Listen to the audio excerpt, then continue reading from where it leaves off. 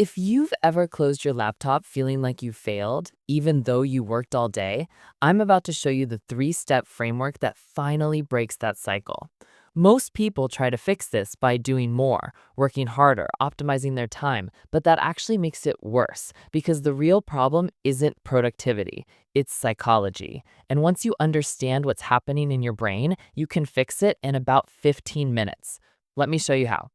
This is Maya's story, but it's probably your story too. 26 years old, marketing manager at a tech startup. On paper, she was crushing it, promoted twice in 18 months. But every single night, she'd lie in bed scrolling through her to-do list, 43 unchecked items staring back at her. And instead of celebrating what she'd done, she'd feel this wave of panic about everything she didn't do. Sound familiar? Maya would wake up at 6, hit the gym, respond to emails during breakfast, back-to-back meetings until lunch, afternoon deep work sessions, evening networking events. She'd finally get home at 9, exhausted, and immediately open her laptop again because the work was never done, the inbox was never empty, the goals were never reached.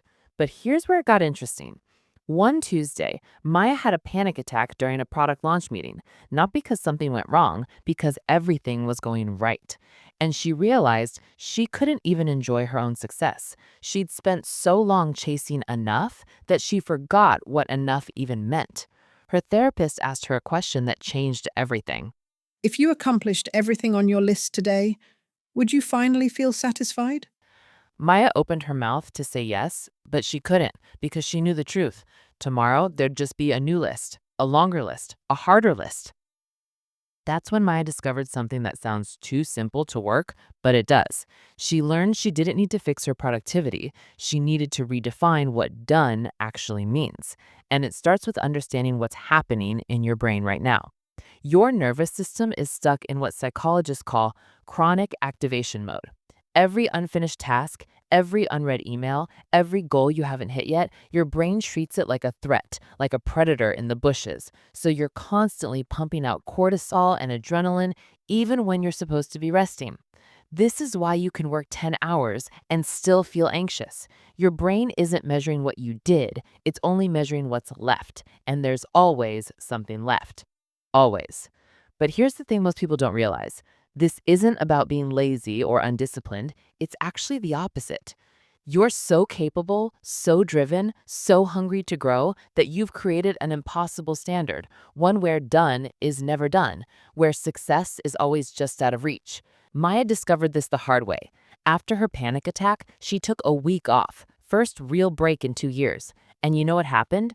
When she came back, she solved a problem in 20 minutes that had been stalling her team for 3 weeks. Her brain just needed space to process. So here's what Maya changed, and here's what you can do tonight. She started practicing what she called done for today.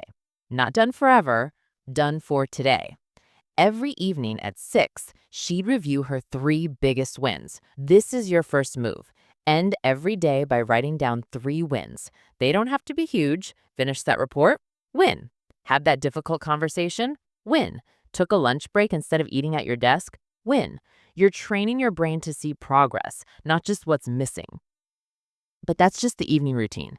The real magic happened in how Maya restructured her mornings. Every morning, before looking at email, she'd write down 3 things. 3 hours on her most important task, 3 shorter urgent tasks, 3 maintenance activities. That's it. 9 things total. Tomorrow morning, before you open anything, identify your big 3, your only 3, the 3 things that if you finish them would make tomorrow a success. Everything else is either delegated, deleted, or scheduled for a different day. You're not doing less work, you're doing less worrying. Because here's the truth nobody tells you. The most productive people aren't the ones doing the most. They're the ones doing the right things with focus, with intention, with boundaries, and then actually resting so they can do it again tomorrow. So tonight, when you close your laptop, try something different. Don't look at what's left. Look at what you did. You're not behind. You're exactly where you need to be. And the path forward isn't doing more. It's defining enough. You've got this.